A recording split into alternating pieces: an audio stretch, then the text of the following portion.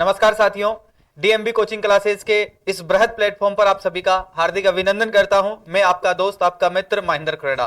साथियों, जिस प्रकार से अपनी जो लगातार सीरीज चलती आ रही थी करंट अफेयर्स की, उसकी आज मैं नई सीरीज लेकर आया हूं आप लोगों के सामने।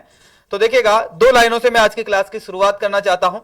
तो देखिएगा, उम्र थक नहीं सकती, उम्र थक नहीं सकती, ठोकरें गिरा नहीं सकती, अगर जिद हो जीतने की तो हार भी आपको हरा नहीं सकती। हार भी क्या नहीं कर सकती साथियों? आपको हरा नहीं सकती। तो देखिएगा साथियों, आज के जो करंट अफेयर्स के जो मुख्य मुद्दे रहे हैं उन पर हम चर्चा करने वाले हैं। तो देखिएगा, सबसे पहले तो आप सभी का डीवीएम कोचिंग क्लासेज में आपका हार्दिक अभिनंदन है और हार्दिक स्वागत है।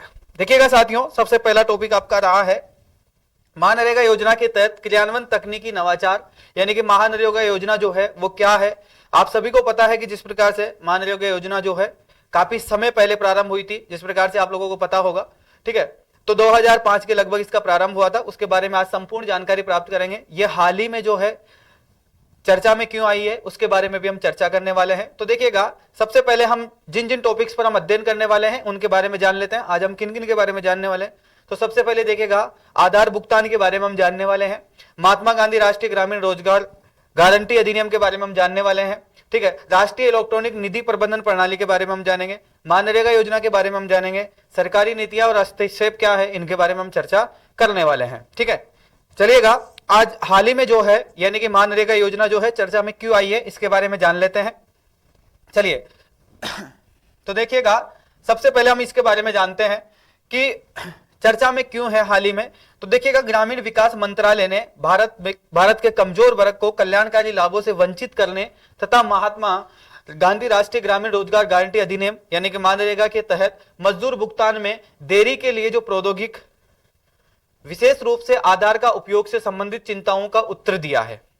यानी कि कई सारी, जिस प्रकार से देखेगा, महात्मा गांधी राष्ट्रीय ग्रामीण रोजगार गारंटी अधिनियम जो है मनरेगा योजना की हम बात कर रहे हैं, तो उसके तहत हुआ क्या है कि ये जो योजना है इसका जो पेमेंट आता है यानी कि जो पैसा इस योजना में जो ग्रामीण क्षेत्र के जो लोग काम करते हैं उनका पैसा जो है मंत्रालय के द्वारा जो है, ग्रामीण विकास मंत्रालय के द्वारा जो है, यानी कि उन लोगों तक पैसा पहुंचाने में काफी समय या देरी लग चुकी थी। उसके कारण जो है वंचित रह गए थे कई सारे लोग। तो उनके बारे में जो है हाल ही में जो है मंत्रालय को जो है भारत के कमजोर वर्ग के कल्याणकारी लाभों से जो व्यक्ति वंचित रह गए थे उनकी लिस्ट जो है महात्मा गांधी राष्ट्रीय ग्रामीण रोजगार गारंटी अधिनियम में जो मजदूर काम करते थे उनके भुगतान जो है देरी से हुआ है, उसकी लिस्ट अभी हाल ही में जारी हुई है।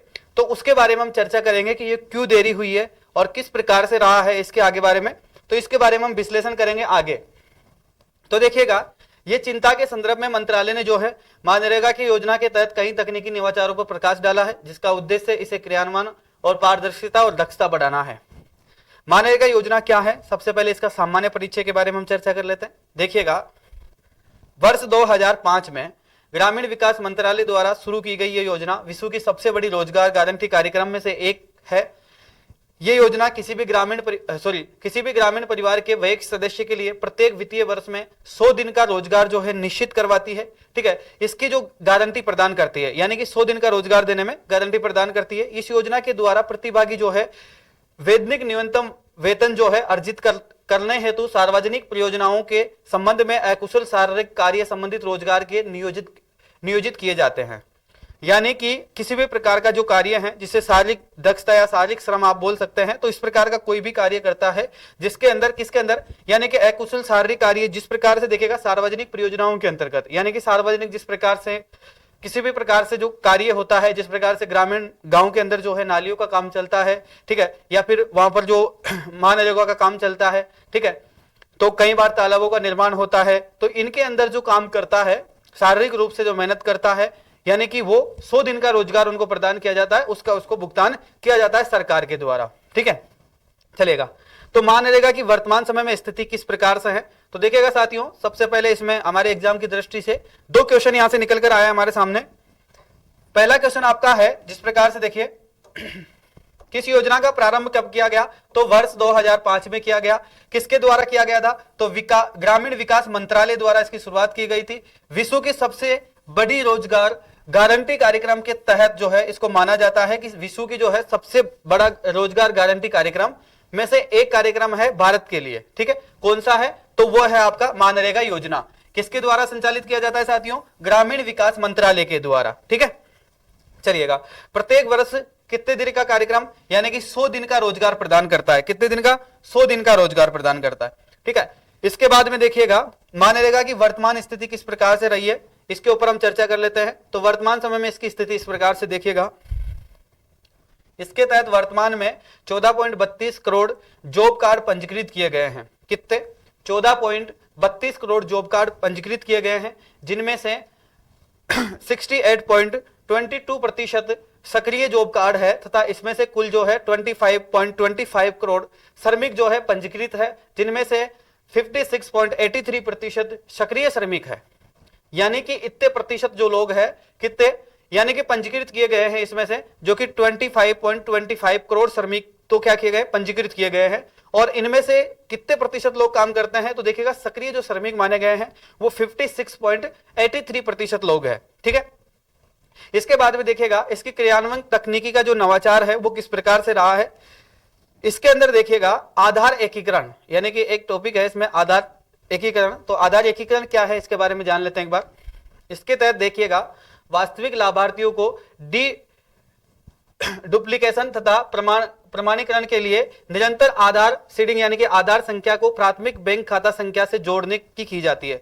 यानी कि सबसे पहले क्या करेंगे? आधार कार्ड से बैंक को लिंक किया जाएगा। उसके बाद में देखिएगा 14.8 करोड़ यानी कि 98.31% सक्रिय श्रमिकों के आधार को क्या किया गया है? पहले से ही पूर्ण हो चुके हैं, यानी कि इसमें पहले से ही जोड़ दिए गए हैं। तो देखिएगा सीडीड के आधार की तुलना में अगर हम बात करें तो कुल 13.76 करोड़ आधार जो है प्रमाणित किए गए हैं एवं 87.52% सक्रिय श्रमिक अभी भी आधार पेमेंट सिस्टम के अंदर जो है क्या है?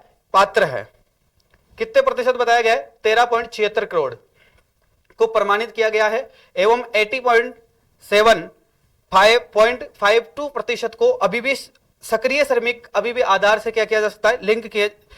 लिंक किए जाने के संभावनाएं हैं, यानी कि इसके लिए पात्र है। ठीक है, चलिएगा इसके बाद में आगे हम बात कर रहे हैं। तो देखिएगा एपीबीएस के एक भुगतान प्रणाली है जो कि लाभार्थियों के आधार से यानी कि बैंक खाते में इलेक्ट्रॉनिक रूप से सरकारी सब्सिडी के और लाभ की राशि भेजने के लिए आधार संख्याओं का उपयोग किया जाता है इसके तहत। ठीक है, चलिएगा। तो तकनीकी या आधार संबंधित समस्याओं का सामना करने हेतु ग्राम पंचायतों के मुद्दों को समाधान होने के लिए तथा मामलों को देर मामले के आधार पर एपीबीएस की छूट मांगी जा सकती है। National payment corporation of India के डाटा जो है यानी कि डीबीटी के लिए आधार सक्षम होने पर 99.55% उससे भी अधिक की सफलता देर के संकेत देते हैं। मजदूर रोजगार के लाभार्थियों को वेतन भुगतान के लिए एपीबीएस के माध्यम से किया जाना चाहिए। हाल ही में चिंताओं के अनुसार कुल पंजीकृत श्रमिकों का 8% और सक्रिय श्रमिकों में से 12.7% अभी भी एपीबीएस के लिए अयोग्य हैं तथा उनकी कहीं भी प्रशंसकता नहीं की गई है, यानी कि इनके बारे में अभी भी कोई चर्चा नहीं की गई है।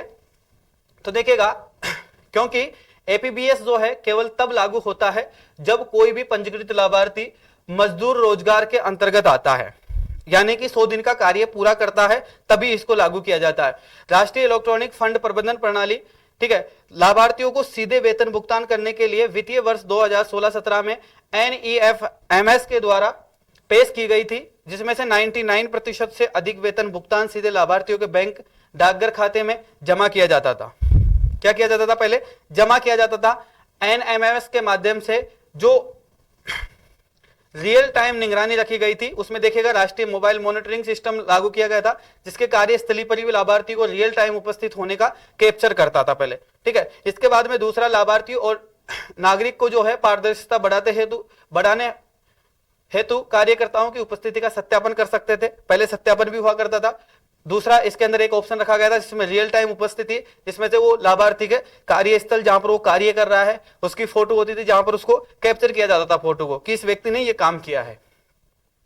परिसंपत्ति में क्या है देखिएगा, ये सिस्टम योजना के तहत बनाए गए परिसंपत्ति के लिए रिमोट सेंसिंग के तकनीक के लिए उपयोग करता है। रिमोट सेंसिंग किसी प्रकार से किसी भी क्षेत्र में प्रावर्तित और उत्सर्जित विकिरण के द्वारा दूर स्थित आमतौर पर जो है उपग्रह या विमान से मापनी करके उसके भौतिक विशेषताओं का पता लगाने की निगरानी करने की प्रक्रिया है। यह स्थान विशिष्ट जानकारी की प्रदान करता है कि सार्वजनिक जांच और जवाबदेही सुनिश्चित करता है। जॉब कार्ड की अद्यतनीकरण, यानी कि जॉब कार्ड किस प्रकार से कार्य करता है, इसमें देखिएगा राज्य और केंद्र शासित प्रदेशों द्वारा नियमित रूप से जॉब कार्ड अद्यतनित किया गया है, यानी कि हटाया जाता है। यदि कोई भी जॉब कार्ड नकली जॉब कार्ड होता है, यानी कि गलत जॉब कार्ड होता है, डुप्लीकेट जॉब कार्ड होता है, या परिवार काम करने के इच्छुक नहीं है, या परिवार ग्राम पंचायत से स्थायी रूप से स्थानांतरित हो चुका है, या फिर जॉब कार्ड में एकल व्यक्ति है या उस व्यक्ति को मृत्यु हो गई है, तो उसे हटाया जा सकता है। ये राज्य के पास में और केंद्र शासित प्रदेशों के पास में क्या होती है, अपनी जिम्मेदारी होती है। अप्रैल 2022 में अब तक करीब 2.85 करोड़ जॉब कार्ड को निरस्त किया जा चुका है। यह अप्रैल 2022 तक का डाटा है। ड्रोन द्वारा निगरानी, यानी कि बेहतरीन निर्णय लेने और वास्तविक समय की निगरानी का डाटा संग्रहित करने के लिए ड्रोन का पायलट परीक्षण किया जा रहा है वर्तमान समय के अंदर। ठीक है, चलिएगा। तो ये आपका टॉपिक था मनरेगा योजना। मनरेगा योजना में देखिएगा आपके एग्जाम्स में जो सवाल आने वाले हैं उनके संबंधित एक बार दोबारा से आप चर्चा कर लीजिएगा कि मेन चीज क्या है इसमें, ये देख लीजिएगा। तो सबसे पहले देखिएगा इस कार्यक्रम की शुरुआत जो है कब की गई थी, 2005 में इस कार्यक्रम की शुरुआत की गई है। कब की गई है, 2005 में। किसके द्वारा की गई है, ग्रामीण विकास मंत्रालय के द्वारा की गई है। विश्व के सबसे बड़े रोजगार गारंटी कार्यक्रमों में से एक इसको माना जाता है। ठीक है, इसकी वर्तमान स्थिति इस प्रकार से है, जिस प्रकार से देखिएगा 25.25 करोड़ श्रमिक क्या है इसमें वर्तमान समय में पंजीकृत है, जिसमें से कितने प्रतिशत लोग काम कर रहे हैं, 5.83% लोग जो है इसके अंदर कार्यरत है, अभी वर्तमान समय में इसमें कार्य कर रहे हैं। इसके अंदर देखिएगा किस प्रकार से पेमेंट की अगर बात की जाए तो किस प्रकार से इसमें पेमेंट दिया जाता है। एग्जाम्स में सवाल की दृष्टि से अगर हम देखें तो इस प्रकार का सवाल बन जाता है कि आधार एकीकरण क्या है। ठीक है, तो आधार एकीकरण से संबंधित अगर हम बात करें तो ये एक प्रकार से क्या है, पेमेंट करने का एक सिस्टम होता है, जिसमें क्या होता है कि आधार कार्ड की जो संख्याएं होती है उसके माध्यम से बैंक अकाउंट को लिंक किया जाता है और उसी खाते के अंदर क्या किया जाता है, पेमेंट जो है डाला जाता है। किसके द्वारा, सरकार के द्वारा। क्यों डाला जाता है, क्योंकि ये जो गारंटी योजना है इसके अंदर 100 दिन तक लगातार अगर कोई व्यक्ति कार्य करता है तो उसका पेमेंट उसके अंदर डाला जाता है। ठीक है, चलिएगा। इसके बाद में एग्जाम की दृष्टि से एक सवाल और यहां से बन सकता है आपके, राष्ट्रीय इलेक्ट्रॉनिक फंड प्रबंध प्रणाली क्या है। तो ये प्रणाली भी वही है जिस प्रकार से मैंने आपको बताया है कि इसके अंदर जो व्यक्ति होता है या जो एक जो कार्य करता है उस कार्यकर्ता के जो अकाउंट होता है उसमें सीधा भी जो पेमेंट डाला जाता है वो राष्ट्रीय इलेक्ट्रॉनिक फंड प्रणाली के द्वारा डाला जाता है। ठीक है, चलिएगा आगे चलते हैं। अगला टॉपिक आपका जो है आज का जो सेकंड करंट अफेयर्स का टॉपिक आपका रहने वाला है, जिसमें गरीब, युवा और महिलाओं और किसानों की प्राथमिकता किस प्रकार से सरकार इस पर बात की जा रही है अभी वर्तमान समय में, तो इसके बारे में हम चर्चा करते हैं। देखिएगा इस टॉपिक के माध्यम से हम बात करने वाले हैं बहुआयामी निर्धनता सूचकांक के बारे में, संयुक्त राष्ट्रीय विकास कार्यक्रम के बारे में, ग्लोबल जेंडर गैप इंडेक्स के बारे में, राष्ट्रीय अपराध रिकॉर्ड ब्यूरो के बारे में, महिला आरक्षण विधेयक 2023 के बारे में, विश्व बैंक के बारे में, बेरोजगारी के बारे में और बहुआयामी निर्धारित और बेरोजगारी के बारे में, महिलाओं के सशक्तिकरण और कृषि पर जो संकट है उसका योगदान देने वाले कारक कौन कौन से हैं, संबंधित सरकारी पहल क्या है, इन पर हम विशेष रूप से चर्चा करेंगे। ठीक है, तो देखिएगा इन टॉपिक्स जो है हाल ही में ये सारे चर्चा में क्यों है इसके बारे में भी जान लेते हैं। ये चर्चा में इसलिए है कि भारत के जो प्रधानमंत्री ने चार समूह रखे हैं, जिसमें से देखिएगा पहला गरीबों का रखा है, दूसरा युवाओं का रखा है, तीसरा महिलाओं का रखा है और चौथा ग्रुप जो है किसानों को रखा है। ठीक है, किसानों के कल्याण को प्राथमिकता देने की अनिवार्यता रेखांकित की है, यानी कि इन चार ग्रुपों में जो है प्रधानमंत्री ने चार ग्रुपों में बांटकर क्या की गई, इनको रेखांकित किया है कि सबसे पहली प्राथमिकता इनको दी जानी चाहिए, यानी कि पहली जो प्राथमिकता है वो गरीबों को, दूसरी प्राथमिकता युवाओं के लिए काम करना चाहिए, तीसरा महिलाओं के लिए और चौथा किसानों के लिए काम करना चाहिए। ये बल वंचित के लिए गरिमा और सम्मान सुनिश्चित करने का प्रतिबंध को दर्शाता है, यानी कि माननीय प्रधानमंत्री जो है या फिर भारत में जो वर्तमान सरकार जो कार्यरत है या जो काम कर रही है उस सरकार के लिए क्या है कि गरिमा और सम्मान को निश्चित करती है इन वर्ग के लोगों के लिए। क्योंकि देखिएगा सबसे ज्यादा बड़ा अगर वर्ग देखा जाए तो गरीब, दूसरा युवाओं का अगर हम बात करें तो, तीसरे अगर महिलाओं का, चौथा किसानों का, यानी कि ये जो चार वर्ग है ये चारों ही वर्ग क्या है, संख्या में अगर हम देखें तो बल है, यानी कि संख्या बहुसंख्या में है भारत देश की अगर हम बात करते हैं तो देखिएगा भारत में रेखांकित समूह में सामाजिक आर्थिक स्थिति क्या रही है। पहले गरीबी या निर्धनता आप कह सकते हैं, इनके बारे में हम बात कर लेते हैं। तो इनकी स्थिति देखिएगा, बहुआयाम निर्धनता सूचकांक क्या है, भारत की लगभग 230 मिलियन से अधिक आबादी निर्धन है। वर्तमान समय में इसकी गरीबी देख लीजिए भारत देश की। भारत की लगभग 230 मिलियन से अधिक आबादी गरीब है। संयुक्त राष्ट्रीय विकास कार्यक्रम तथा ऑक्सफोर्ड गरीबी और मानव विकास पहल द्वारा प्रकाशित 2023 में वैश्विक बहुआयामी निर्धनता सूचकांक के अनुसार वर्ष 2005 से 6 और वर्ष 2019 से 21 के दौरान लगभग 415 मिलियन भारतीय निर्धनता से दूर हो गए हैं। यानी कि एक आंकड़ा निकल कर आया है 2005-6 से लेकर अभी जो 19 से 21 के दौरान जो है 415 मिलियन भारतीयों को क्या मिली है, निर्धनता यानी कि गरीबी से छुटकारा मिला है। ठीक है, किस प्रकार से मिला है इस पर हम आगे बात करेंगे। चलिएगा, तो देखिएगा यूएनडीपी के द्वारा परिभाषित लगभग 18.7% आबादी जो है बहुआयामी निर्धनता के प्रति सुबुध है और सुबुक श्रेणी में मानी जाती है या इन श्रेणी में आती है। ये उन व्यक्तियों को संदर्भ में करते हैं जिन्हें गरीबी के रूप में वर्गीकृत नहीं किया गया है, लेकिन इनमें से सभी भारतीयों को संकेत के 20 से 33.3% में अभाव का अनुभव किया जाता है। यानी कि इनकी संख्या गिनी जाती है 20 से 33% के बीच का माना जाता है। भोजन पकाने के लिए ईंधन, आवास और बेहतरीन पोषण अभाव के प्रमुख क्षेत्र है। संबंधित मैट्रिक्स डाटा के क्रमांक की अगर हम बात करें 13.9% रहा है, 13.6 और 11.8 आबादी से वंचित रूप से वर्गीकृत किया गया है इनको। ठीक है, तो इस प्रकार से गरीबी का आकलन किया गया है भोजन पकाने के ईंधन, आवास और पोषण को लेकर।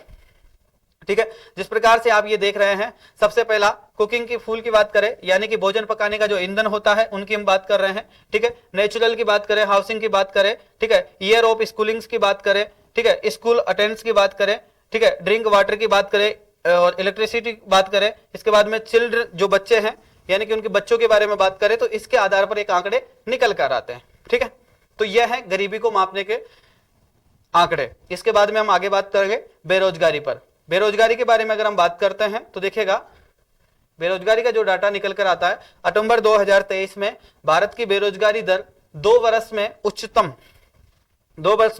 स्तर पर पहुंच गई है। ग्रामीण क्षेत्र में बेरोजगारी में वृद्धि दर्ज की गई है। सबसे ज्यादा ग्रामीण क्षेत्र में बेरोजगारी देखने को मिली है। राष्ट्रीय नमूना सर्वेक्षण कार्यालय के द्वारा सत्र 2022-23 की अवधि में सर्वाधिक जो श्रम बल सर्वेक्षण में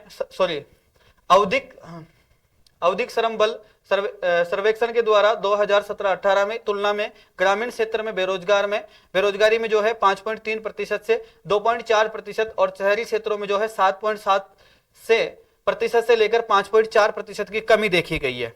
यानी कि इतनी प्रतिशत की कमी भी आई है इसमें।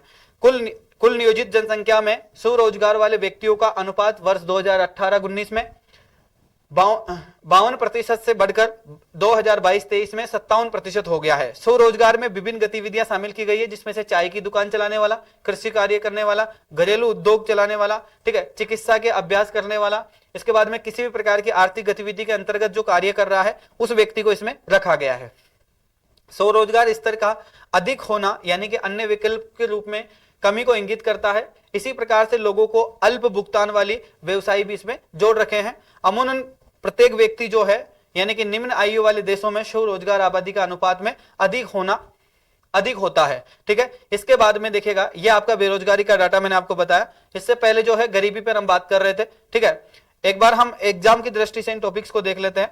चलेगा, एक बार हम जो है महिलाओं के बारे में जानकारी प्राप्त कर लेते हैं कि महिलाओं की स्थिति वर्तमान समय में क्या है, उसके बाद में हम आगे बात करने वाले हैं। ठीक है, महिलाओं की अगर हम बात करें तो देखिएगा विश्व के आर्थिक मंच द्वारा जारी ग्लोबल जेंडर गैप रिपोर्ट 2023 के अनुसार भारत को जो है 146 देशों में से 127वां स्थान प्राप्त रहा है, जो कि वर्ष 2022 की तुलना में 135वां स्थान था, जिसमें से 1.4% अंक तथा 8 स्थानों के अंदर सुधार के रूप में दर्शाता है। ठीक है, पहले देखिएगा अपना कौन सा स्थान था, यानी कि अगर हम बात करें एक बार एग्जाम की दृष्टि से देख लीजिएगा, यहां से आपको क्वेश्चन देखने को मिल सकता है। विश्व के आर्थिक मंच के द्वारा एक कौन सी ग्लोबल जेंडर गैप रिपोर्ट 2023 में जारी किया गया है अभी हाल ही में। उसके अनुसार भारत को जो है 146 देशों के अंदर से पहले कौन से देश पे देखिएगा 127वें स्थान पे रहा था पहले 2022 में। अभी जो है इसकी तुलना करते 135वें स्थान पे रहा है। 1.4% अंक तथा 8वें स्थान का जो है सुधार दर्शाता है। यानी कि भारत के जो विश्व के आर्थिक मंच द्वारा जो ग्लोबल जेंडर गैप रिपोर्ट यानी कि महिलाओं की स्थिति में सुधार किया जा रहा है, उसकी रिपोर्ट के आधार पर अगर देखे जाए तो महिलाओं की स्थिति इस प्रकार से है। 2023 के अंदर 22 की तुलना में। चलिएगा, राष्ट्रीय अपराध रिकॉर्ड ब्यूरो की बात करें तो देखिएगा, यानी कि नेशनल क्राइम रिकॉर्ड्स की बात करें, रिकॉर्ड के जो डाटा मिलता है उसकी रिपोर्ट के अनुसार अगर हम बात करें तो वर्ष 2021 की तुलना में वर्ष 2022 में महिलाओं के विरुद्ध अपराध जो है 4% बढ़ गए हैं, जिसमें से दर्ज किए गए अपराधों की संख्या 4.45 लाख से भी अधिक मानी गई है एक वर्ष के अंदर। ठीक है, तो ये डाटा है। अधिकांश अपराधी जो है पतियों अथवा जो रिश्तेदार होते हैं उनके द्वारा तथा अपहरण करने के, हमला और बलात्कार इनसे संबंधित रहे हैं। इसके अंदर देखिएगा 12 राज्य तथा केंद्र शासित प्रदेशों में अपराध दर जो है राष्ट्रीय औसत से अधिक दर्ज की गई है। ठीक है, इसी प्रकार से देखिएगा 2023 में हाल ही में एक मुद्दा जो है चर्चा में आया है महिलाओं को लेकर, महिला आरक्षण अधिनियम 2023 है, जिसमें देखिएगा नारी शक्ति वंदन अधिनियम के रूप में भी जाना जाता है और महिलाओं के लिए विधानसभा में एवं लोकसभा में 1/3 सीटें आरक्षित करने के लिए पारित किया गया था। ठीक है, तो इस कारण से महिलाओं का जो है देखिएगा, जिस प्रकार से इसमें जो हाल ही में इसको जो करंट अफेयर्स के अंदर जो मुद्दे हैं उसमें इसलिए इसको चर्चा में रखा है। तो महिलाओं को देखिएगा, महिलाओं की स्थिति की अगर हम बात कर लेते हैं, एक बार एग्जाम की दृष्टि आप दोबारा देख लीजिए। ग्लोबल जेंडर गैप रिपोर्ट के अनुसार भारत में 146 देशों में से 127वें स्थान पे था 2022 में, 2023 में 135वें स्थान से, यानी कि 1.4% की क्या हुई है अंक, तथा 8वें स्थान का जो है सुधार दर्शाता है एक साल के अंदर। इसी के आधार पर देखिएगा दूसरा डाटा क्या कहता है आपका कि राष्ट्रीय अपराध रिकॉर्ड ब्यूरो यानी कि नेशनल क्राइम रिकॉर्ड के अनुसार अगर अपन देखते हैं तो 2021 की तुलना में 2022 में महिलाओं का जो विरोध अपराध जो था वो 4% बढ़ गया था, जिसमें से दर्ज किए गए अपराध में से जो संख्या थी अपराधों की उनके अंदर अगर हम काउंट करते हैं तो देखिएगा 4.45 लाख से भी अधिक मुद्दे देखने को मिलते हैं, जिसमें से ज्यादातर अधिकतर जो है यानी कि घरेलू हिंसा मानी जा सकती है या घरेलू जिसे रिश्तेदार हो सकते हैं, पति हो सकते हैं। इसके अलावा जो है अधिकांश अपहरण, हमले और बलात्कार से संबंधित रहे हैं। ज्यादातर माना गया है कि 12 राज्य तथा केंद्र शासित प्रदेशों को अपराध दर राष्ट्रीय औसत से भी कहीं गुना अधिक जो है दर्ज की गई है। महिला आरक्षण की हम बात करें तो देखिएगा, जिस प्रकार से आप सभी को पता है कि हाल ही में यह मुद्दा काफी लंबा चला था, तो लोकसभा और विधानसभा में 1/3 जो सीटें हैं वो क्या की गई है, इनके लिए आरक्षित की जाने की बात की गई है। ठीक है, चलिएगा इसके बाद में हम आगे बात कर लेते हैं। एनसीआरबी के आंकड़ों के अनुसार इसके बाद में जो है यानी कि महिलाओं पर हम बात कर रहे थे, महिलाओं के आरक्षण के बारे में। अब इसके बाद में हम बात करेंगे किसानों के ऊपर। ठीक है, कृषकों के ऊपर यानी कि किसानों के ऊपर हम चर्चा करने वाले हैं। तो देखिएगा, कृषकों की बात करें, अत्यधिक एवं असामयिक वर्षा के कारण जो है किसानों की जो खड़ी फसलें हैं वो बर्बाद हो गई है, जिससे उनकी आय जो है गंभीर रूप से प्रभावित हुई है। दक्षिणी पश्चिमी मानसून अनियमित और औसत जो है वो कम था, जिससे देश के विभिन्न क्षेत्रों में खरीफ की जो फसल है या पैदावार है उसको बहुत ज्यादा नुकसान हुआ है, यानी कि वो प्रभावित हुई है। इस प्रकार से जिन राज्यों की अगर हम बात करें, कर्नाटक, महाराष्ट्र तथा झारखंड जैसे राज्यों में सूखे की स्थिति का सामना करना पड़ा है इस बार 2023 में। उत्तरी भारत में जो है बीटी कपास की फसल जो है वो पिंक बोलवर्म के द्वारा जो एक कीट होता है इसके कारण नियंत्रण होने के कारण यानी कि इसका नियंत्रण ना होने के कारण जो है नुकसान से किसानों को बहुत बड़ी परेशानी झेलनी पड़ी है। इसके बाद में देखिएगा, इसकी परेशानी इतनी रही है कि एनसीबीआर के आंकड़ों के अनुसार जो कृषि से संबंधित जो लोग थे उन्होंने आत्महत्या होने वाले मौतों में बहुत ज्यादा काफी वृद्धि हुई है। भारत के प्रत्येक घंटे में एक किसान की आत्महत्या की, तथा वर्ष 2022 में आत्महत्याओं में 11,290 जो मामले हैं वो दर्ज किए गए हैं। ठीक है, खेतिहर मजदूरों की आत्महत्याएं किसानों की तुलना में अधिक थी। आत्महत्याओं की अगर हम बात करें तो 53% मामले जो है खेतिहरी मजदूरों के थे। आय के लिए एक औसत कृषक परिवार की निर्भरता जो है फसल उत्पादन के स्थान पर कृषि से मिलने वाली मजदूरी पर बढ़ जाती है या लगातार बढ़ी जा रही है। युवाओं, इसके बाद में देखिएगा किसानों की हालत इस प्रकार की है। ठीक है, इसके बाद में देखिएगा युवाओं की अगर हम बात करते हैं, युवाओं पर देखिएगा विश्व बैंक के अनुसार वर्ष 2022 में भारत में युवा बेरोजगार दर जो है 23.2% थी, जो इसके जो पड़ोसी देश है यानी कि पाकिस्तान की अगर हम बात करें 11.3% थी। बांग्लादेश की बात करें 12.9% थी। भूटान की अगर हम बात करें 14.4% थी, से भी अधिक थी इनकी। चीन में बेरोजगारी दर जो है 13.2% है। दक्षिणी कोरिया की अगर हम बात करें तो 6.9 है। सिंगापुर की अगर हम बात करते हैं 6.1% रही है। हालांकि भारत में युवा बेरोजगार दर जो है 2021 में 23.9% से कम हो गई है। फिर भी यहाँ 2019 में यानी कि कोविड के कारण जो है वर्ष में जो है 22.9% से भी अधिक दर्ज की गई थी। युवा बेरोजगार दर के तात्पर्य कार्यबल में उन लोगों से हैं जिनकी आयु 15 से 24 वर्ष हो गई है और उनके पास नौकरी नहीं है, लेकिन वह सक्रिय रूप से नौकरी और रोजगार की तलाश कर रहे हैं। ठीक है, जिसमें आप सभी युवा साथी मान सकते हैं या फिर जो भी स्टडी कर रहे हैं वर्तमान समय में उन लोगों को हम मान सकते हैं। चलिएगा आगे चलते हैं। इसी प्रकार से स्टेट ऑफ वार्मिंग इंडिया 2023 के अध्ययन में पाए गए कि 25 वर्ष से भी कम आयु के जो स्नातक कर चुके हैं यानी ग्रेजुएशन जो बच्चे कर चुके हैं उनके बीच की बेरोजगारी दर जो है 2021 से 22 में कितनी 42.3% थी, जबकि समग्र बेरोजगारों की अगर हम बात करें बेरोजगारी दर जो थी वो 8.7% रही है। ठीक है, इन्हें विशिष्ट समूह में संबोधित करने के लिए उद्देश्य से संबंधित पहल क्या है? गरीबी से संबंधित योजनाएं जो है प्रधानमंत्री आवास योजनाएं रखी गई है।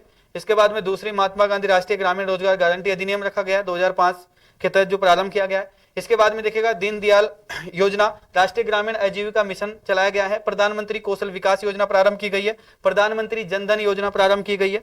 महिलाओं के लिए अगर हम बात करें तो महिलाओं के लिए योजनाएं रखी गई है, जिसमें देखिएगा बेटी बचाओ बेटी पढ़ाओ योजना है, उज्ज्वल योजना है, प्रधानमंत्री महिला शक्ति केंद्रीय योजना रखी गई है। ठीक है, तो इस प्रकार से इन योजनाओं का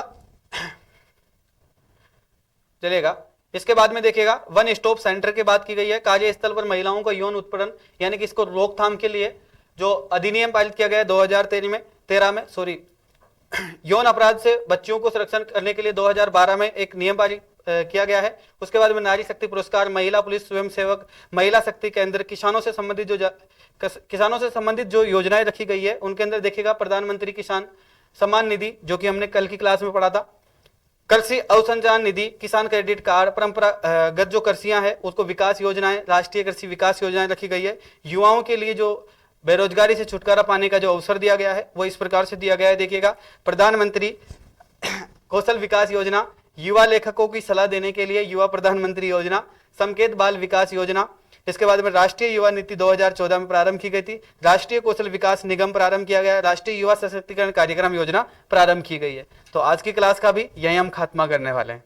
देखिए साथियों, एक बार इन सभी को दोबारा देखते हैं एग्जाम की दृष्टि से। ये तो आपका जो है जानकारी के लिए मैंने आपको बताया है। अब हम बात कर लेते हैं एग्जाम की दृष्टि से आपके लिए क्या इंपॉर्टेंट होने वाले हैं। ठीक है, तो देखिएगा एग्जाम्स के लिए आपकी इंपॉर्टेंस क्या रही है, इसमें एक बार मैं शॉर्ट में बात करने की कोशिश करूंगा। तो देखिएगा सबसे पहले हमने बात की थी किसके ऊपर,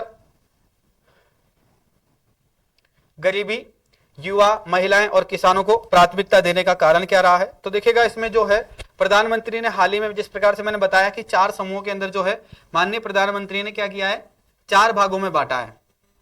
देश की जो जनसंख्या है उसको मुख्य रूप से जिनमें सुधार करने की जरूरत है उनको 4 भागों में बांटा गया है। और वो जिस प्रकार से बताया गया है कि सबसे पहले तो गरीबों के लिए कुछ किया जाना चाहिए। ठीक है, दूसरा जो है युवाओं के लिए कुछ किया जाना चाहिए।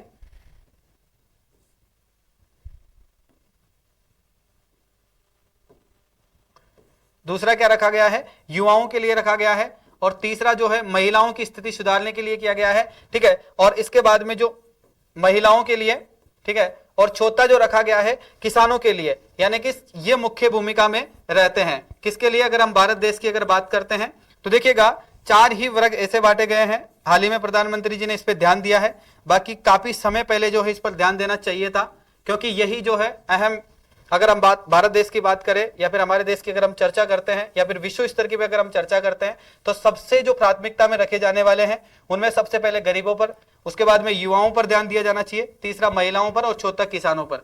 तो भारत की अगर हम बात करें तो कृषि प्रधान देश है, तो सबसे पहले इन पर किसानों पर ज्यादा ध्यान दिया जाना चाहिए। उसके तहत जो है अभी हाल ही में जारी किया गया है। इस वजह से देखिएगा महिलाओं के लिए 2023 में एक अधिनियम पारित किया गया है जिसमें 1/3 लोकसभा और विधानसभा में उनको सीटें आरक्षित की गई है।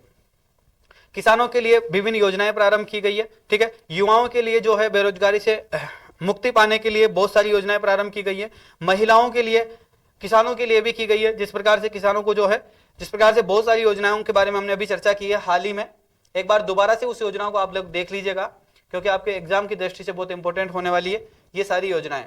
ठीक है, तो देखिए साथियों, हम बात कर रहे थे